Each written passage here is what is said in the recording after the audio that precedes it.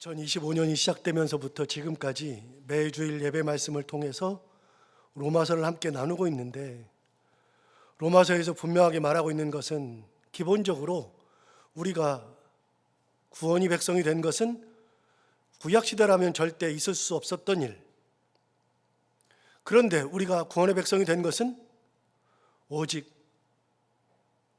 하나님의 은혜 하나로 된 거라는 사실입니다.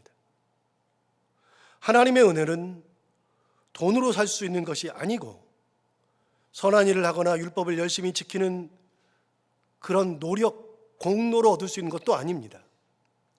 왜냐하면 이런 것들은 모두 하나님의 기준을 채울 수 없기 때문에 그렇습니다. 돈으로 하려고 해도 하나님은 압도적으로 돈이 많으니 아무리 많이 드려도 하나님께는 의미가 없고, 노력을 해서 얻는다고 해도 노력을 하면 할수록 우리의 불완전함만 발견할 뿐 완전하신 하나님의 그 마음에 들 수 없기 때문에 더욱 그렇습니다.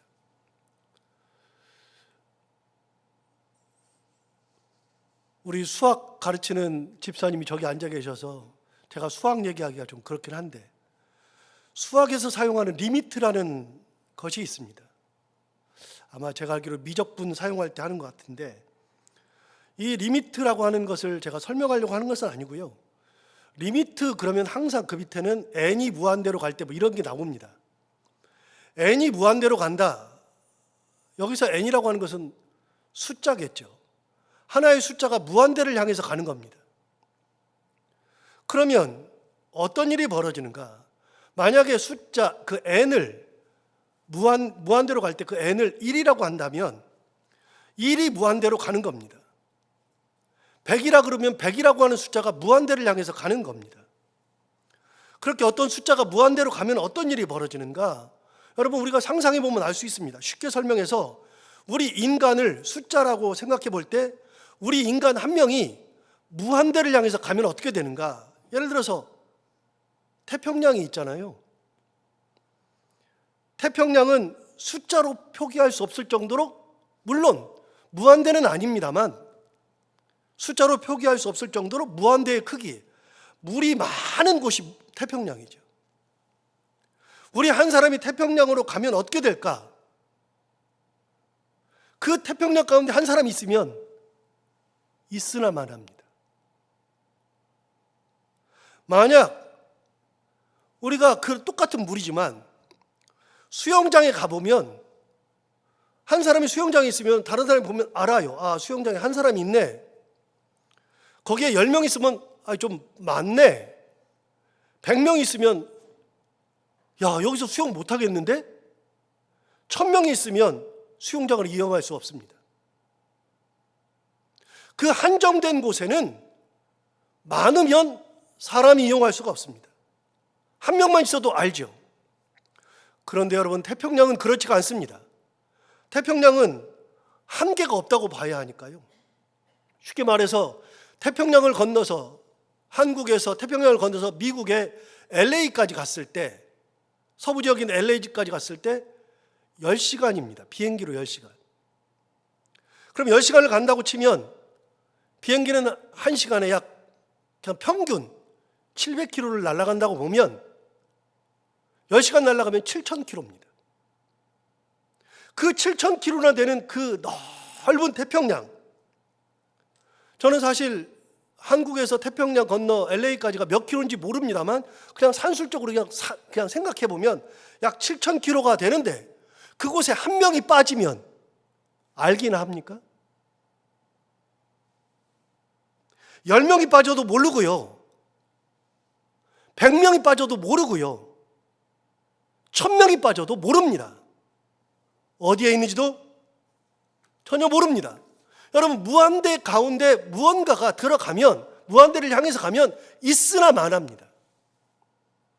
무한대로 가면 0입니다. 0. 숫자가 아무리 커도, 아무리 큰 숫자가 무한대로 가더라도 그 무한대 앞에서는 0입니다.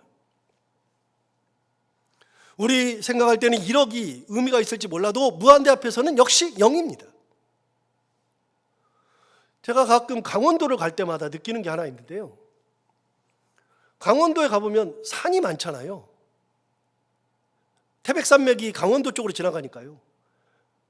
거기는 지금은 도로가 났으니까 다니지만 옛날 같으면 강원도 산을 가는 것이 그게 쉬운 게 아닙니다.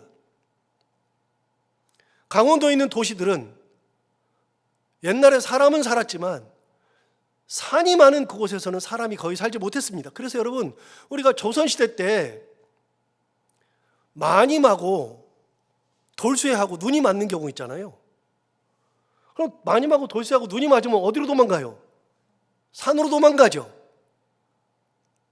저 강원도 산으로 들어가면 찾을 수가 없습니다.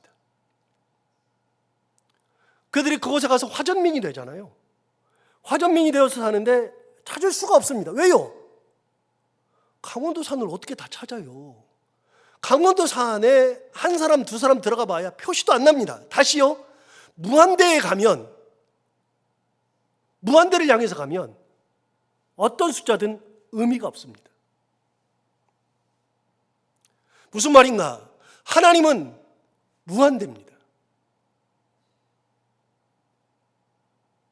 그 무한대신 하나님께 다가갈 때, 인간이 하나님 앞에 다가갈 때 인간은 아무것도 아니에요. 진짜 아무것도 아니에요. 0이에요, 0. 있으나 마나. 여러분, 인간이 돈이 많다 그래도 무한대이신 하나님 앞에 인간이 돈을 던져봐야 의미가 하나도 없어요. 진짜 의미 없어요. 우리 교회 리모델링 해놓고 오시는 고객 중에 한 분이 지적 장애를 가지신 여자분 한 분 계세요. 여러분 아시는 분들이 꽤 있어요. 그분은 와가지고서 커피도 막 엄청 가져가고 뭐 믹스 커피 막 챙겨가고 막, 그러니까 그 사람 절제치날로 노력하잖아요. 그분이 교회 1층 리모델링 하기 전에 그때 사무실이 그 1층에 있을 때 어느 날인가는 주일인데 교회 왔어요. 교회 와가지고 저를 만났거든요. 저한테 헌금을 주는 거예요. 목사님, 헌금이에요. 헌금을 주는데요, 그분이 지적장애 가지신 분이 헌금 저한테 1,000원 주더라고요.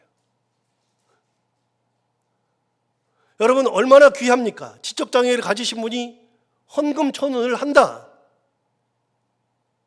참 귀하죠. 예수님은 과부의 2 렙돈이 진짜 귀하다 했는데 전세자를 다 들여서 헌금을 한다 했는데 그분이 1,000원을 헌금이라고 주시는 거니까 얼마나 귀합니까? 그런데 너무 귀한 헌금을 했는데 받는 순간 제가 이게 뭐지? 그런 생각이 들었습니다. 성경을 잘 알고 있고 당연히 귀하다고 생각은 하는데 1,000원 받으니까 이걸 왜 헌금이라고 주지? 하는 생각이 들었습니다. 여러분, 우리 교회는 헌금을 해서 1년 예산이라는 것을 세우고 1년 예산을 가지고서 지출을 하면서 살아가죠. 몇 억의 예산을 가지고 1년을 살아갑니다. 그런데 우리 교회 예산은 사실 그리 큰 편이 아닙니다.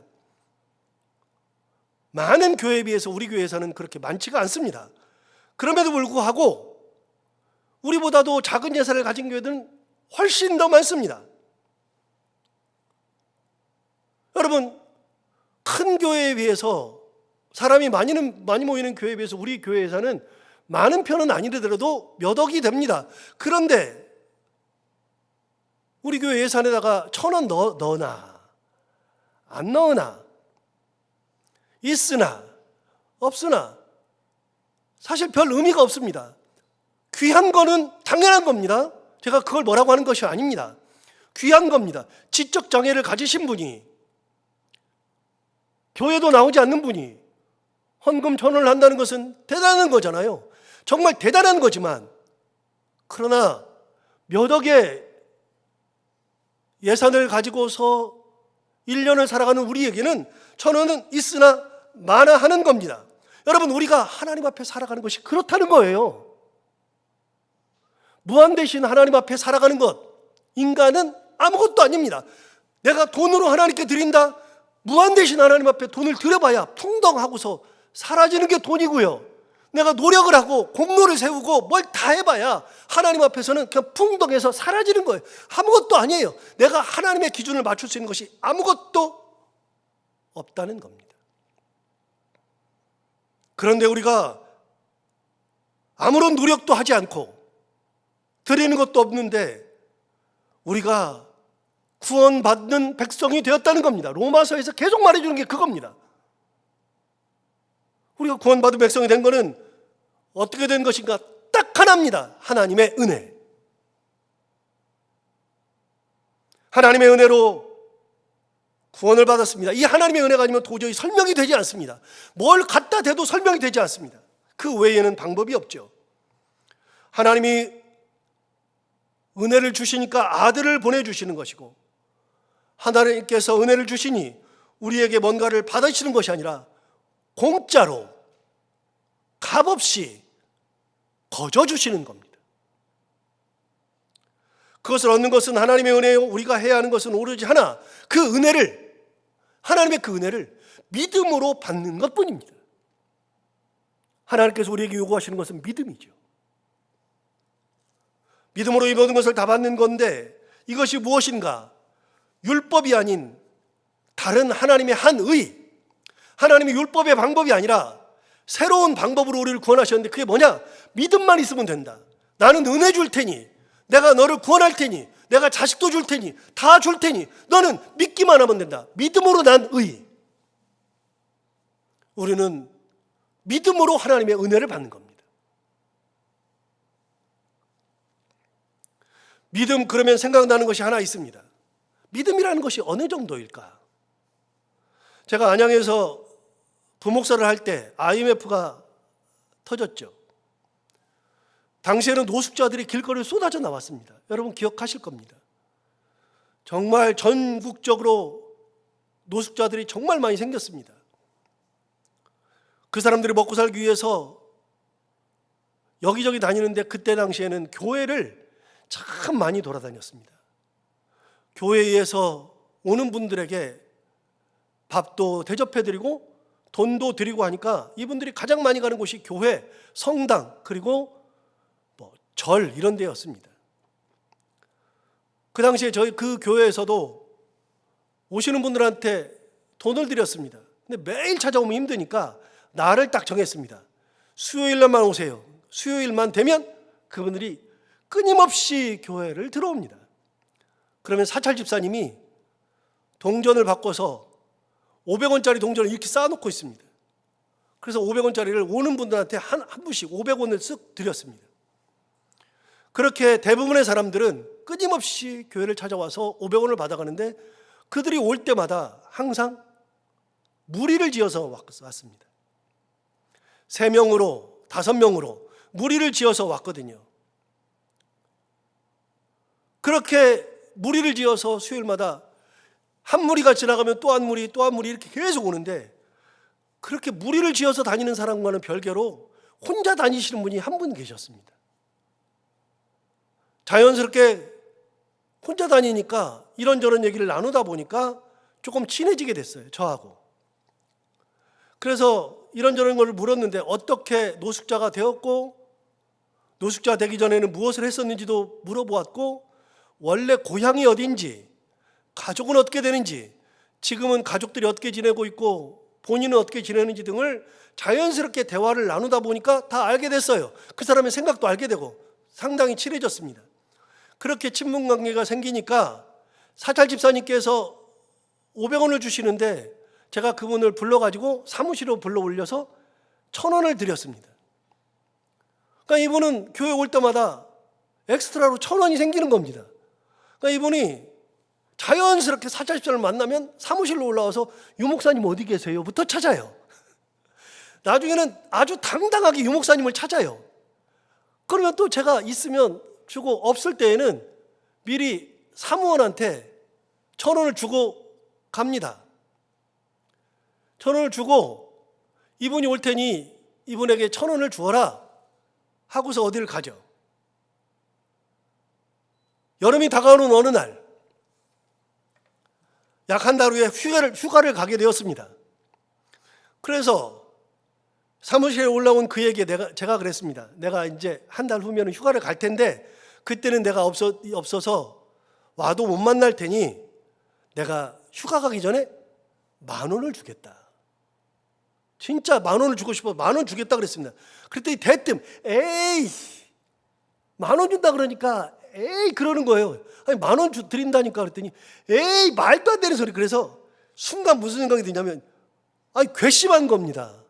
10,000원 준다는데 왜 자기가 왜 에이 그러면서 안 준다고 생각을 하는지 너무 괘씸한 겁니다. 그래서 짜증이 나가지고 갑자기 알았어 그러면 10,000원 안 줄게. 그때 퇴사를 확 전하는 거예요. 아니요 주세요 뭐 그러는 거예요. 아니 이미 뭐 에이 그랬으니까 안 드린다고. 그랬더니 막 계속 사정을 하는 거예요. 안 된다고. 그러면서 다음 주부터는 사무실도 올라오지 말라고. 다음 주부터는 1,000원도 없다고 올라오지 말라고 했더니 저한테 사정을 하는 겁니다. 목사님 안 그럴 테니까 안 된다고. 그 다음 주부터는 사무실로 올라오는 것을 제가 올라오지 못하게 했습니다. 사찰집사님한테 아예 저분 못 올라오게 하세요. 그러고서 못 올라오게 했습니다. 그래도 어떻게든 올라와요. 올라오면 제가 막 쫓아냈습니다. 쫓아냈는데 계속 와요. 불쌍하잖아요. 그래도 제가 끝까지 안 줬습니다. 안 주고 휴가를 갔다 왔습니다. 휴가를 갔다 왔는데 갔다 와가지고 그래서 그날도 사무실에 있다가 왜 그 순간에 그랬는지 몰라도 대변이 마려운 거예요. 그래서 1층 화장실을 내려가서 대변을 보고 있는데 그 사람 오는 게 느껴져요. 막 오더니 돈 받더니 유 목사님 어디 계세요? 그러면서 유 목사님 막 찾아요. 유 목사님 그렇게 찾아요. 사무실로 올라가는 소리가 들려요. 그런데 그 화장실에 앉아 있는 제가 죄인처럼 조용히 가만히 있어요. 그 사람이 갈 때까지 가만히 있었는데 저를 찾아도 없으니까 씩씩거리더니 갑자기 화장실로 훅 들어와요. 이거 화장실 나가지도 못하고 그 사람은 밖에 있고 저는 대변을 보느라고 문을 닫고 앉아 있고 그러는데 이분이 갑자기 머리를 감는 거예요. 화장실에서 머리를 훅 감아요. 그 당시에는 머리를 감죠 당연히. 노숙자들이 어디서 씻겠어요. 화장실에 머리를 막 감아요. 감는데 저 사람 언제까지 했나. 저는 이미 대변을 다 봤어요. 다 끝났어요. 물 내리고 나가면 돼. 그런데 못 내리고 그냥 가만히 있었어요. 끝까지 있었어요. 근데 머리를 막 감아요. 그런데 가만히 있는데 그 사람 머리를 감는데 갑자기 저한테 전화가 오는 거예요. 전화가 지고 막 벨소리가 나니까 이 사람이 갑자기 머리를 감다가 벨소리가 왜 가만히 있어요. 제가 전화를 빨리 받아가지고 했더니 제가 그때 청년부를 지도했는데 청년부 우리 회원이 목사님 그러는 거예요. 야, 좀 이따 전화해. 좀 이따 전화해. 그랬거든요. 조금 이따 전화해. 그런데도 얘가 못 알아들어요. 뭐라고요? 야, 끄다. 그래서 그냥 끊었어요. 끊어가지고 가만히 있는데 또 울려요. 끊으라고 좀 이따 전화하라 그랬더니 얘가 이제 알아들었어요. 그래서 딱 끊었어요. 그랬더니 이 사람 머리 감다가 누구요? 누구요? 그러면 절 찾아, 막 누구를 찾아요. 제가 발각되는 줄 알고 끝까지 앉아 있었어요.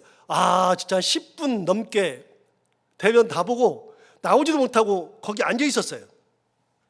결국 그 사람이 나갔어요. 나갔는데 제가 물 내리고 나가면 걸릴까 봐 다시 한 1, 2분을 더 앉아 있었어요. 아예 안 들어올 때까지. 여러분, 제가 왜 믿음하면 그게 생각나냐면요, 믿음이 없으면 못 받아요. 저한테도 그런 마음이 있어요. 네가 안 믿어? 네가 그래? 내가 준다는데 네가 안 받을라? 이게 내가 안 준다고 생각하는 거야? 여러분, 우리가 가지고 있는 믿음은 소중한 거예요. 하나님이 은혜 주신다 그러잖아요. 내게 주신대잖아요. 누가 말씀하시는 거야? 하나님이 말씀하시는 거잖아요. 하나님이 주시는 거잖아요. 뭘로 받느냐? 여러분, 우리가 받는 것은 돈으로 받는 게 아니에요. 돈 내고 받는 게 아니에요. 일해서 받는 게 아니에요. 값없이라 그랬잖아요. 값없이 공짜로. 여러분 그걸 받는데 뭘 해서 받는 게 아니라 하나님께서 은혜를 주실 때 우리가 그냥 받는 거는, 우리가 받을 수 있는 무기는 뭐냐? 믿음이라는 거예요. 믿음. 너무나도 소중한 거예요. 여러분 보세요. 예수님께서 구원자이시다. 믿음이 없으면 못 받아요. 이 세상에 많은 사람이 있어도 우리 주님 예수 그리스도께서 십자가에 달려서 돌아가셨다. 믿음이 없는 사람은 십자가에 돌아가신 것을 믿음이 없어서 못 받아요. 그분을 믿음으로 구원을 받는다. 믿음이 없으면 못 받아요. 그분을 믿음으로 우리가 천국에 간다. 하나님의 품에 간다. 믿음이 없으면 못 받아. 여러분 믿음은요 아무것도 아닌 것 같아도요 정말로 소중한 겁니다. 하나님께서 우리에게 주시는 은혜는 믿음으로 받는 겁니다. 믿음이 있는 사람들이 은혜를 받고, 믿음이 있는 사람들이 세상의 풍파에도 흔들리지 않는 겁니다. 어떤 믿음이요? 하나님이 내 아버지신데, 하나님이 내 구원자신데, 하나님이 나를 사랑하시는데, 내가 이렇게 갈 때 하나님께서 나를 버리지 않는다는 믿음. 소중한 거예요. 하나님이 나를 끝까지 붙들고 있다는 믿음. 하나님이 내 가정을 지키신다는 믿음. 하나님이 내 자녀의 앞길을 인도하신다는 믿음. 믿음은 소중한 겁니다. 믿음이 없으면 세상에서 방황해요. 풍파가 일어나면 방황, 바람 불면 좌절, 비바람이 치면 쓰러져서 못 일어나고. 그런 믿음이 있는 사람은 풍파가 불어도 하나님 보면서 이겨내고, 바람 불어도 아무것도 아니고, 비바람이 쳐도 하나님의 은혜 가운데 꿋꿋이 서서 하나님 원하시는, 이끄시는 길을 가는 거예요. 믿음이 소중한 거예요. 하나님이 주시는 율법 외에 다른 의, 구원을 받을 수 있는 율법 외에 주신 다른 의 하나는, 딱 하나는 그냥 믿음이에요. 믿음으로 난 의. 얼마나 감사합니까? 이 모든 것은 우리의 노력, 우리가 가진 것과는 아무런 상관이 없는 하나님의 일방적인 은혜요, 선물이죠. 그리고 하나님께서 우리를 뭘 받으시면서 주시는 게 아니라, 내가 너를 사랑하는 걸 믿으면 돼. 내가 너를 인도하는 걸 믿으면 돼. 내가 너를 구원하는 것을 믿으면 돼. 믿음만 가지면 주겠다는 겁니다. 얼마나 감사해요. 그럼 이런 믿음을 가진 거는 내 공로가 아니잖아요. 내가 노력해서 얻은 게 아니잖아요. 하나님의 은혜는 내가 달라 그래서 주시는 것도 아니잖아요. 하나님 일방적으로 주시는 선물이잖아요. 그러면 우리가 믿음을 가지고 어떻게 하느냐? 오늘 본문 1절이 그 얘기를 하는 겁니다. 1절을 볼까요? 그러므로 우리가, 여기 딱 답이 나오잖아요. 믿음으로 의롭다 하심을 받았으니. 로마서에서 끊임없이 얘기하는 게 뭐냐? 믿음으로 의롭다 하심을 넣는다. 여러분, 우리가 믿음으로 의롭다 하심을 받았으니 그 다음 뭐라 그러냐면, 우리 주 예수 그리스도로 말미암아 하나님과 뭘 누리자고요? 화평을 누리자고 이야기합니다. 여러분, 하나님과 화평을 누리자고 사도 바울이 이야기합니다. 화평을 누리자는 제안을 하는 것은 언제 하는가? 여러분, 화평을 누리자고 하는 것은 화평을 누리지 못할 때 이런 제안하는 거잖아요. 야, 우리 사랑하자. 이제는 싸우지 말자. 싸울 때 싸우지 말자 그러잖아요. 이제는 힘내자. 언제 얘기해요? 힘 없을 때, 좌절할 때, 그때 힘내자 그러잖아요. 우리 화해하자. 화평을 누리자. 화평이 없을 때 그 얘기를 하는 거잖아요. 사실 우리는 하나님과 화평을 누린 적이 없습니다. 하나님과 화평을 누릴 수가 없었습니다. 언제부터? 하나님의 뜻을 어기는 그 순간부터. 아담이 하나님의 뜻을 어기고 범죄하는 그 순간부터 우리는 하나님과 화평을 누려본 적이 없습니다. 하나님의 뜻을 어기면 그때부터는 긴장관계가 형성이 되고 어딘지 모르게 불편함을 느끼게 마련이죠. 실제가 그랬습니다. 죄를 짓기 전에는, 하나님의 뜻을 어기기 전에는 화평이 뭔지도 몰랐습니다. 화평해야 된다는 생각을 해본 적도 없습니다. 죄를 짓기 전에는 에덴 동산에 같이 있었습니다. 하나님과 아담 사이에 거리낌이 없죠. 하나님이 오신다 그래서 하나님 오시니까 신경 써야지, 하나님 저 위대하신 분이, 그런 것도 없었습니다. 하나님이 언제 오시든 하나님이 오시는 것을 의식할 필요도 없었습니다. 그리고 하나님이 오시면 반가웠습니다. 그런데 죄를 짓고 나니까 갑자기 하나님이 막 의식되는 겁니다. 죄를 지으니까 평화가 깨진 겁니다. 불편하죠. 하나님이 안 오시면 좋겠다. 하나님을 마주하는 것이 어렵다. 그러니 하나님께서 거니는 소리를 들었을 때 숨어버렸습니다. 창세기 3장 8절에 의하면 이렇게 기록되어 있습니다. 그들이 그날은 언제냐? 죄를 지은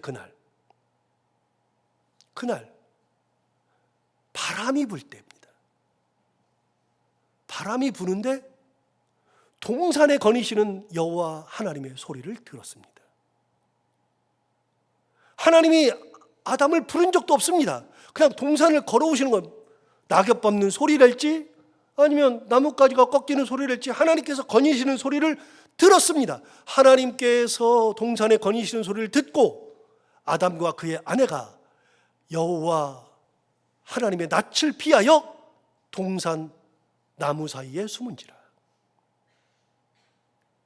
이전에는 없던 모습이었습니다. 이전에는 하나님이 동산을 거니시는 소리를 들으면 쫓아가서 하나님을 맞았을 겁니다. 반가웠을 겁니다. 그런데 이제는 하나님이 거니는 소리만 들어도 괴로웠습니다. 그래서 하나님의 낯을 피하여 동산 사이에 숨어버린 거죠. 평소와는 너무나도 다른 아담의 모습이 보여지는 겁니다. 그래서 하나님이 부릅니다. 아담아, 내가 어디 있느냐? 그랬더니 아담이 대답합니다. 10절에서 이렇게 대답하죠. 이르되 내가 동산에서 하나님의 소리를 듣고 내가 벗었으므로 두려워하여 숨었나이다. 여러분, 도대체 하나님이 뭘 했는데요? 그전과 하나님이 뭐가 달라졌는데요? 하나님 달라진 게 아무것도 없잖아요. 하나님이 뭘 했다고 무서워합니까? 하나님이 뭘 하셨는데 숨어야 합니까? 여러분, 이거는 평화가 깨진 거는, 화평이 깨진 것은 하나님께서 깬 것이 아니라 인간이 깼기 때문입니다. 그래서 인간이 하나님을 멀리하고 하나님 앞에서 두려워하고 하나님 앞에서 숨어버리는 겁니다. 여러분은 어떠세요? 언제 평화가 깨지죠? 죄를 지었을 때입니다. 예를 들어서 부인은 몰래 혼자 시댁에다가 엄청 돈을 줬어요. 어떻게 될까요? 그럼 부인 모르게 하려고 별짓 다 하지 않겠어요? 사실 자기들도 먹고 살기 힘들고 부인이 돈이 없어가지고 발을 동동동동 구르면서 이리 뛰고 저리 뛰고 막 알바하고 막 부인이 막 그러고 있는데 부인의 노력과는 아무런 상관없이 남편이 자기 집 어렵다고 자기가 모아놨던 돈 대출해가지고서 막 줘버렸어요. 어떻게 돼요? 가정이 온전해요? 여러분, 그렇게 되면 가정이 깨집니다. 만약에 한 사람이 바람을 피운다면요, 죄를 지으면 그 다음부터는 아내 얼굴을 보지 못합니다. 남편 얼굴을 절대로 못 보죠. 왠지 숨어야죠. 여러분, 사람들은 습관적으로 핸드폰에 비번을 다 하고 패턴을 넣어가지고 다 해요. 누가 볼까봐. 그러잖아요. 근데 저는요, 제 핸드폰은요, 잊어버리면 끝이에요. 왜냐하면 저는 비밀번호가 없거든요. 그냥 딱 하면 바로 켜지거든요. 패턴도 없어요. 왜요? 제 아내가 봐도 아무런 거리낌이 없거든요. 근데 만약에 제가 여자가 생겼다 그러면 비밀번호부터 넣어놓을 거예요. 여러분, 사람이 죄를 지으면 그때부터는 당연히 평화가 깨지죠. 인간이 죄를 지으니까 평화가 깨져버린 겁니다. 그게 계속되는 거죠. 그런데 그렇게 해서 우리가 구원의 길이 막히고 하나님과 화평의 길이 막혔는데 하나님께서 화평의 길을 열어주셨잖아요. 뭘로요? 은혜로 열어줬잖아요. 은혜로. 아들을 보내주심으로, 십자가를 지게 하심으로 평화가 깨진 곳에 하나님이 평화를 주셨잖아요. 뭘로요? 은혜로 주셨잖아요.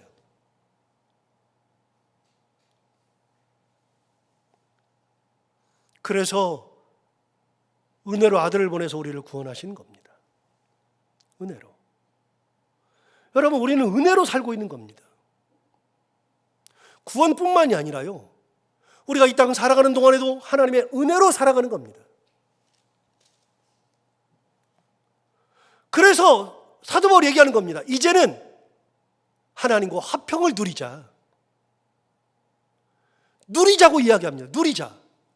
하나님이 화평을 주셨으니까 지금까지는 죄인으로 살았고, 지금까지는 구원받지 못하는 백성으로 살았고, 그렇게 살았는데 이제는 하나님의 은혜를 주셔서 우리가 믿음만 가지면 하나님의 손을 붙잡을 수 있고 하나님의 은혜 가운데 살 수 있으니, 이제는 어떻게 사느냐? 깨진 관계가 아니라 하나님께서 화해의 손길을 내밀어 주셨으므로 하나님과 화평을 같이 누리는 겁니다. 화평을 만들려고 안 하잖아요. 화평을 이루어야 된다고 안 하잖아요. 화평을 누리자고 얘기합니다. 주어진 화평을 누리자고 이야기하죠. 그런데 사실 화평이라는 것은 두 가지의 개념이 있습니다. 여러분, 평화,